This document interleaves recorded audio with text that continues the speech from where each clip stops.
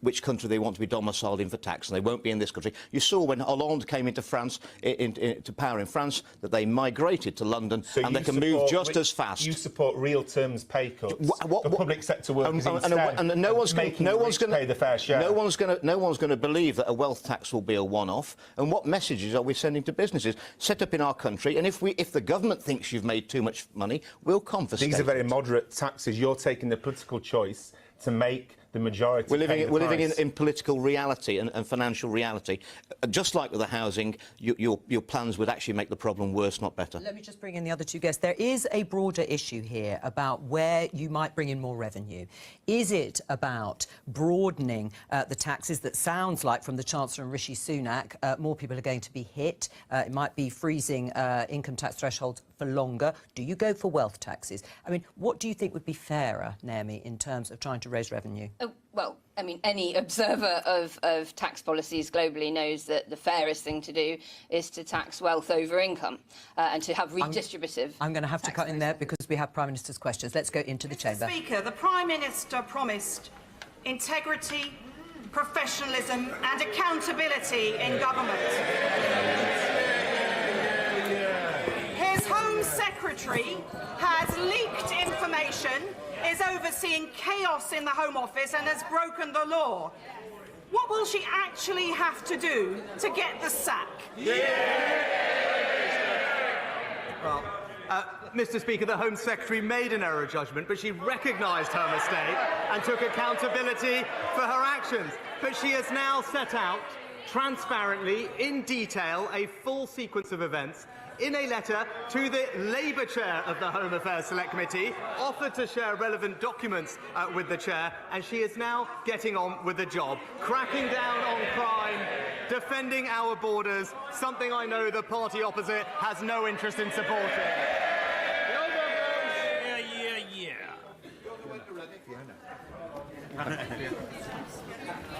My 19-year-old Congleton constituent, Mary, who has been in care much of her life, has worked long and hard by childminding and in other ways to save £3,600 to help support herself at university. Mary now faces her university studies with no savings and no means of recovering them because it has all been stolen from her in a few seconds by a heartless scammer pretending to be her bank. What assurance can the Prime Minister give that the government is working hard to help prevent this type of all-too-common, despicable crime and bring the perpetrators to book? Well, I'm very sorry to hear about Marie's case that my honourable friend raises, and I know how convincing scammers can be and the upset and hurt that they cause. I'm pleased to reassure my honourable friend that the government will shortly be publishing our fraud strategy, which will establish a more unified, coordinated response from government and law enforcement and the private sector to block more scams and to better protect the public. We now come to the Leader of the Opposition, Keir Starmer. Thank you, Mr. Speaker. His Home Secretary says the asylum system is broken. Who broke it? Prime Minister.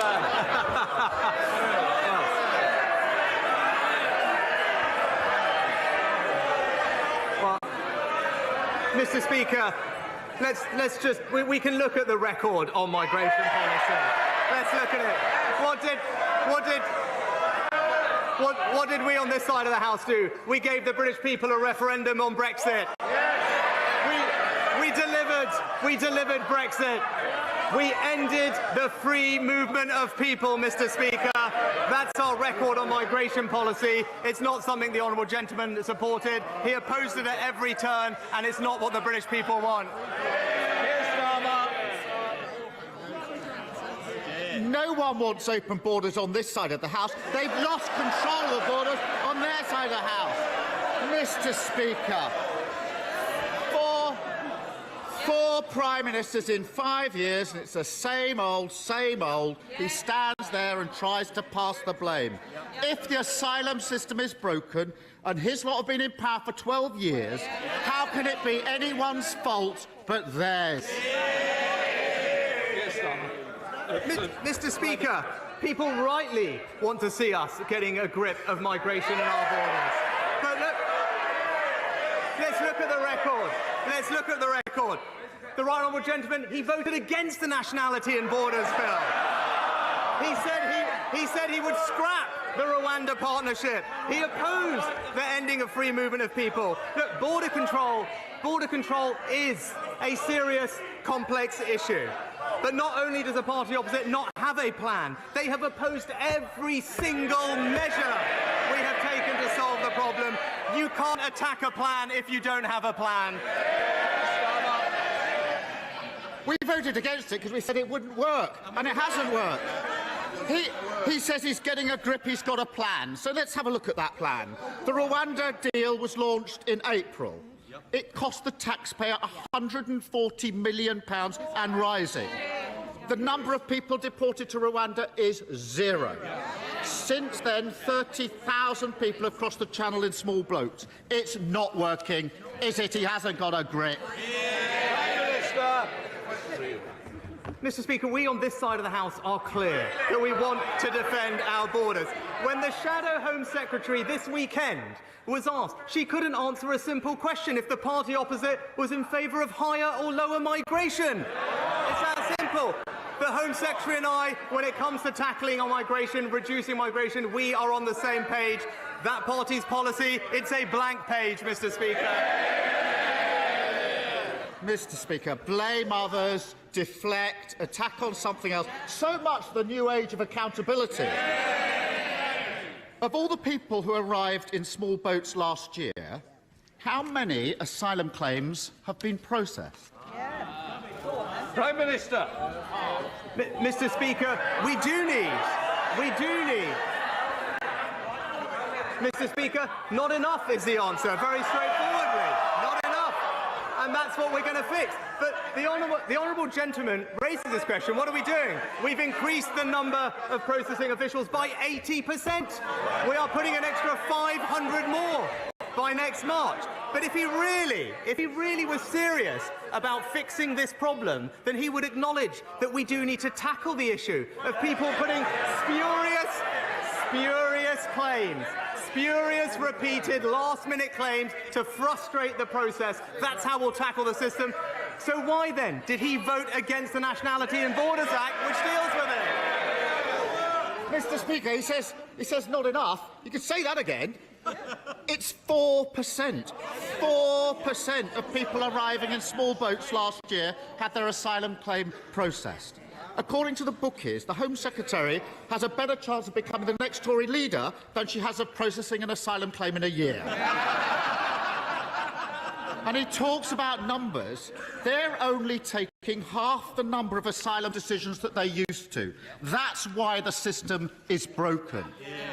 4,000 people at the Manston Air Force Base, massively overcrowded, all sorts of diseases breaking out. So, did the Home Secretary receive legal advice that she should move people out? Yes or no? Prime Minister.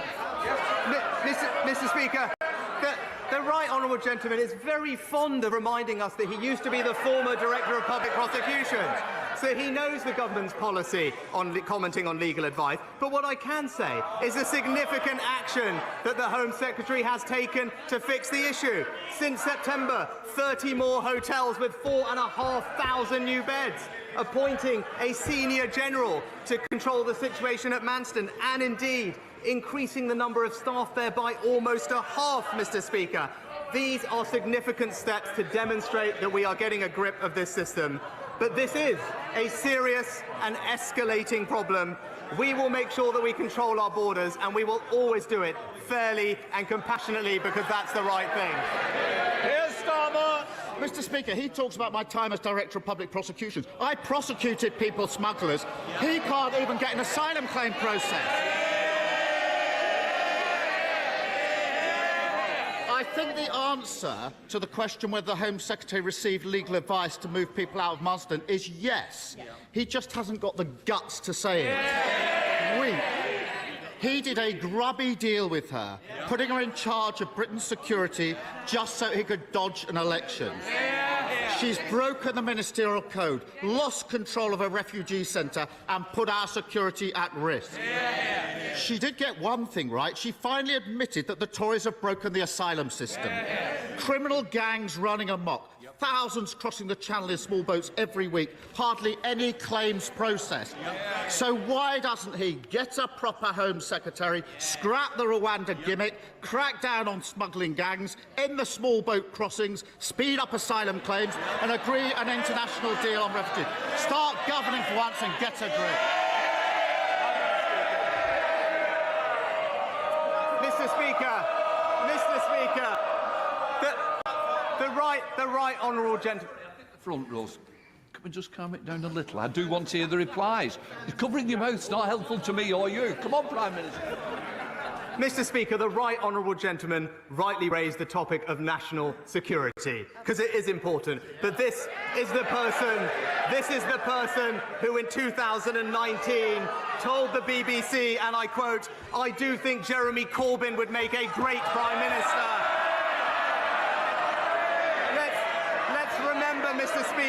Mr. Speaker, let's remember that national security agenda, abolishing our armed forces, scrapping the nuclear deterrent, withdrawing from NATO, voting against every single anti-terror law we tried, befriending Hamas and Hezbollah. He may want to forget about it, but we will remind him of it every week, because it's the Conservative government that will keep this country safe.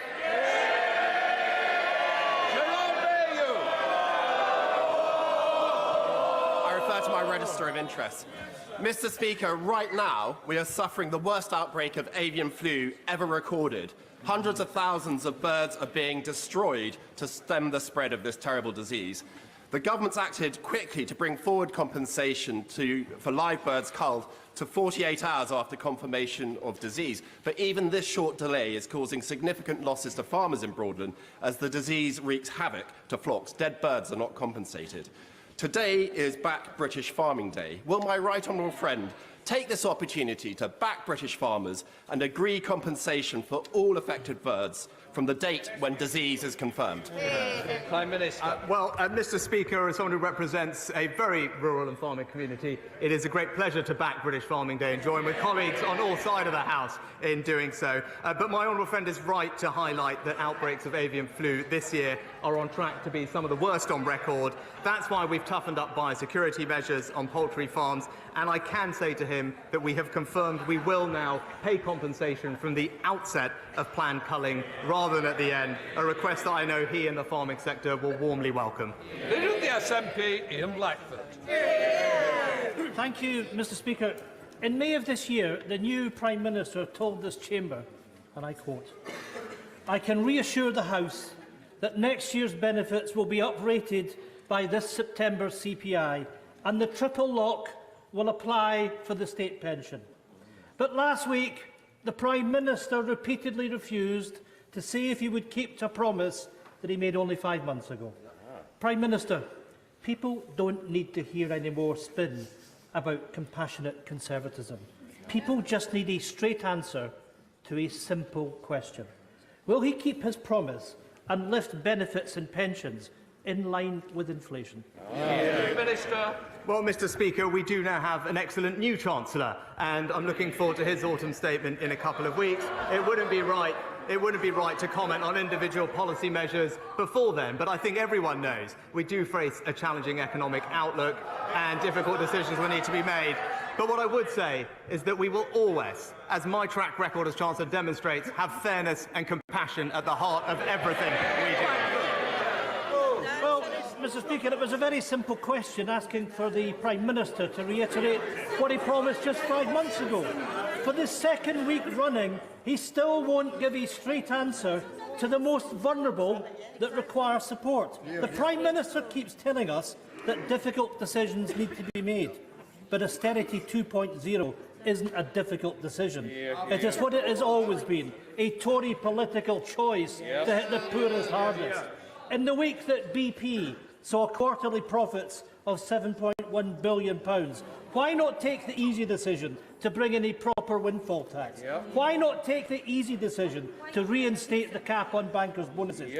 Why not take the easy decision to scrap the non-dom tax avoidance? And with all that new revenue, why not stand up today and take the easiest decision of all, to protect those most in need and increase benefits and pensions in line with inflation?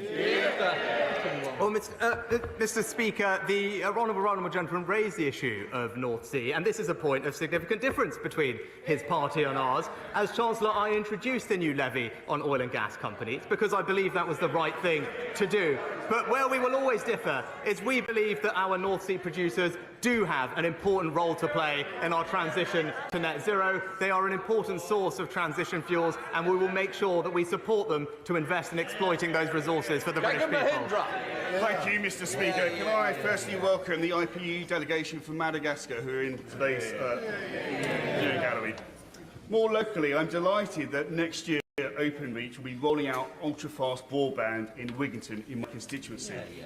But other rural areas of South West Hertfordshire, like Dudswell, are still in dire need of better connectivity. Can the Prime Minister update the House on the progress of the £5 billion Project Gigabit? Prime Minister. My honourable friend is absolutely right to recognise the role of broadband in providing levelling up opportunities across our economy. That's why we invested £5 billion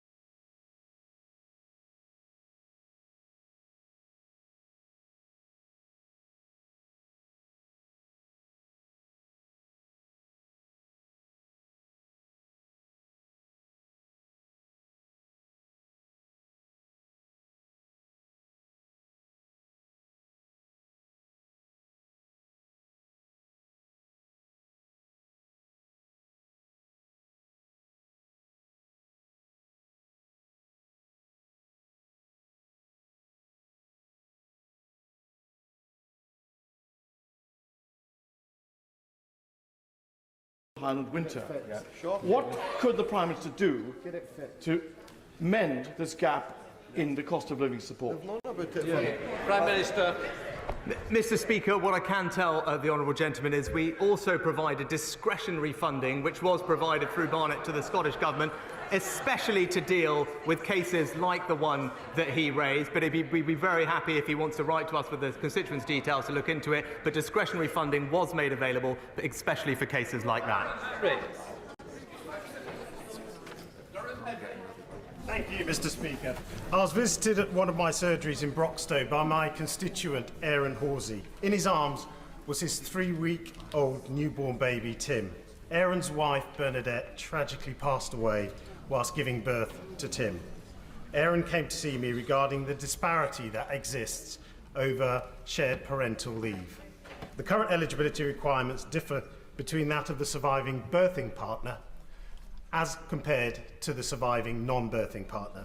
And this meant in Aaron's case he was not entitled to leave to raise his son. Would the Prime Minister ensure that both my constituent and I can meet with the relevant minister to make sure that we move towards a future where parents are not in this position? Prime Minister. Well, I know the whole House will join me in extending our condolences to Aaron following the tragic loss of his wife, and I thank my honourable friend for raising this issue. Employed parents can benefit from statutory support depending on personal circumstances. I'm very concerned to hear that that is not happening in this case, and I will of course ensure that he gets a meeting with a relevant minister as soon as possible to resolve this issue. Deirdre Brock. Mr. Speaker, will the PM join me in condemning opaquely funded so-called think tanks who exert so much influence on gullible politicians that their policies were able to almost crash the UK economy just weeks ago? Open Democracy reports a former member of the Charity Commission board has called for the Institute of Economic Affairs to be stripped of its charitable status, saying the very purpose of the IEA, shrinking the state, is political. Is it right this body receives charitable tax status? And will the PM meet with me to discuss the influence bodies such as the IEA exert on politicians, including what influence they still have with him? Well, Mr. Speaker, obviously charitable status is a matter for the Charities Commission, but more generally, I actually do believe in free speech and vibrant debate of ideas. That is a good thing, and we should do absolutely nothing to stamp it out, even when we disagree with it. Dr. Julian Lewis.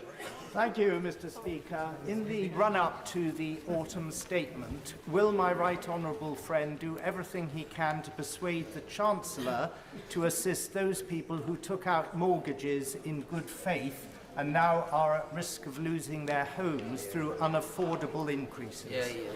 Prime Minister. Well, Mr. Speaker, my right honourable friend is absolutely right to raise mortgage payments. It's why it is absolutely crucial that we put our public finances on a sustainable footing to limit the increase in interest rates, because ultimately that is what puts pressure on people's mortgage payments. That's what this government is determined to do. And in the short term, there are support available through the welfare system for those with mortgage payments, and I hope he can direct his constituent to those. Thank you, Mr. Speaker. Given the continued Russian invasion and the now illegal annexation of parts of Ukraine, will the Prime Minister recommit his government to pursuing the full and proper accountability, including through the International Criminal Court, of those who violate international law in territories that they occupy? And in particular, will he pursue the rigorous application of the 4th Geneva Convention in terms of the treatment of civilian populations in militarily occupied areas? The honourable gentleman for his question, which is absolutely right. I can confirm we will continue with the policy that the previous government put in place, and I think it's something that we can be proud of, that we provided, I think, the earliest technical support to gather evidence to put cases together for future prosecutions at the ICC. We will continue to gather evidence, provide support to the Ukrainians, because he's absolutely right. What we are hearing is abhorrent, it's wrong, and those who are conducting these things must be held to account. Simon Hall. Thank you, Mr. Speaker. My right honourable friend and I both represent rural constituencies, and he will know the difficulty in securing both NHS dentistry and GPs in rural areas. We on this side of the House know that the financial decisions that he and the Chancellor are going to be taking are going to be tough. Notwithstanding that, can I urge him to ensure that as many initiatives as possible can be supported and put in place in order to make sure that GPs and dentists know that working in rural areas is an attractive place and to encourage their recruitment and retention. Prime Minister. My honourable friend is absolutely right about the importance of healthcare provision in rural areas, which our constituents feel acutely because of the distances they have to travel. He has my assurance we will continue to prioritise both dentistry and GP recruitment to make sure that everyone in this country has access to the primary health care that they need and deserve. Chris Blabb. Thank you, Mr. Speaker.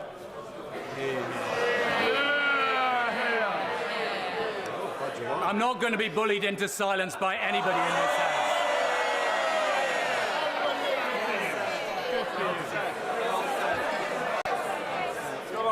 With the highest peacetime tax rates, food inflation running at 11.6%, mortgage rates rising dramatically, and a £50 billion hole in the public finances, the Prime Minister knows that Britain's broke. What is it about the 12 years of Tory rule and 5 years of him as a minister that has made such a mess of Britain? Well, Mr. Speaker, when it comes to the economy, the honourable gentleman just failed to mention the single biggest cause of the challenges that we face right now, which is absolutely the aftermath of a global pandemic which has affected supply chains across the world, and an illegal war being conducted by Putin, which is leading to high energy prices. These are the root cause of the challenges we are facing. The challenges we are facing are global in nature. It is wrong to say that they are particular to this country now, and we will, of course, do what we always do on this side of the House, deliver a strong economy for the British people. Thank you, Mr. Speaker. In last summer's heatwave, people across Essex witnessed terrible fires. And last month in Ethiopia, I witnessed the horrific climate change-driven drought that is forcing millions of people across the Horn of Africa to the brink of famine. I've discussed climate change with my right honourable friend. I know he cares, and it's great that he's going to Sharm el-Sheikh. But we, the UK, brought the world to Glasgow for COP26. It's vital that we remain world leaders on climate change. So please confirm this government will fulfil the promises that we, the UK, made in Glasgow. Yes. Well, can I thank my honourable friend for her work and role that she has played in us championing the fight against climate change. And I agree with her. There is no long-term prosperity without action on climate change, and there is no energy security without investment in renewables. That's why I will attend COP27 next week to deliver, Mr. Speaker, on Glasgow's legacy of building a secure, clean and sustainable future. Thank you, Mr. Speaker. While the Prime Minister was secretly recorded boasting to friends that he had helped divert money away from deprived areas like Coventry towards wealthy areas, staff of Coventry's hospital are still paying £600 a year to park at work. So when will the Prime Minister stop hammering working people in my community? Well, Mr. Speaker, I think the honourable lady was asking about car parking in NHS hospitals, if I'm understood her rightly. We did introduce temporary free car parking during the pandemic. That was the right thing to do. And now all NHS trusts that charge for parking have implemented our free parking manifesto commitment for those in the greatest need, including hard-working NHS staff who work overnight. Anthony Bagdell. Speaker, on Back British Farming Day, will the Prime Minister recognise with all members of the House the important role that farmers take and recognise that public money for public good means producing food in this country? But could he also recognise the value that our trade deals are doing in allowing us to export our high-quality produce around the world, in particular the Australia Agreement, where a member of this House will be able to enjoy a certain delicate cut in his bush trucker trials? Well, Mr. Speaker, I agree with my honourable friend. British farmers are indeed the lifeblood of our nation. I join him in celebrating their contribution. I agree with him we need to prioritise food security, and he is right to champion free trade deals. They open up new markets and new opportunities for great British produce, and we will continue to open up more markets for our farmers everywhere. Very Sherman. Mr. Speaker, can I welcome the first Prime Minister from Yorkshire for a very long time? but and I'm trying to be kind to him this morning. Isn't it the fact that since he resigned as Chancellor of the Exchequer on the 5th of July, we've had the most turbulent economic and political disaster in our country than any of us can remember? And when he reflects on that, will he also think why, when he was the Chancellor of the Exchequer, he did not help ordinary working people as well as he could? Yes? And can he now take the opportunity to tax the non-DOMs, who are 70,000 of them, that are getting away with avoiding tax? And will he bring in a tax on windfall profits on the gas and oil industry? Prime Minister. Mr. Speaker, I'm very proud of my record as Chancellor in this country. And maybe the honourable gentleman could talk to the 10 million people who had their jobs saved through furlough. Maybe he could talk to the millions of those on the lowest incomes who benefited from the changes we've made to universal credit. This will always be a fair and compassionate government that has the most vulnerable at our hearts. Thank you. Thank you, Mr. Speaker. With only 2 out of 10 autistic adults currently in employment, it's clear that much more needs to be done to realise their potential. Will my right honourable friend work with me to make sure that business and industry help close that alarming employment gap? Well, I know this is an area that my right honourable friend rightly champions and knows an enormous amount about. I look forward to working with him closely to get his recommendations on how we and industry can improve the lives of those who need our help. Sarah Jones. Thank you, Mr. Speaker. The Leader of the Opposition asked the Prime Minister who broke the asylum system. He dodged the question. The truth, Mr. Speaker, is that the backlog is now so great, decision-making so collapsed, and returns so low, at 1/10 of what they used to be, that the criminal gangs have a business model to die for. Whose fault is that? Mr. Speaker, the reason we are in this situation is because of the unprecedented number of people arriving here illegally, often from safe third countries. Now, if the party opposite was really serious about this, they would realise that we have to stop illegal migration, that we have to stop the exploitation of vulnerable people abroad. But they have opposed every single measure we have taken. They're not serious about this problem because they don't think it matters. Tom Hunt! Very much, Mr. Speaker. Both myself and many of my constituents remember fondly the Prime Minister's visit to Ipswich when he was Chancellor of the Exchequer. We spoke about levelling up, and he made it clear to me levelling up isn't just about one part of the country, it's a national mission. Therefore, does the Prime Minister agree that a great way to show people of Ipswich this would be support of our levelling up fund bit to get Ipswich active? £18 million, £15 million for Gaines Resort Centre, £3 million for the outdoor Lido in Broomhill.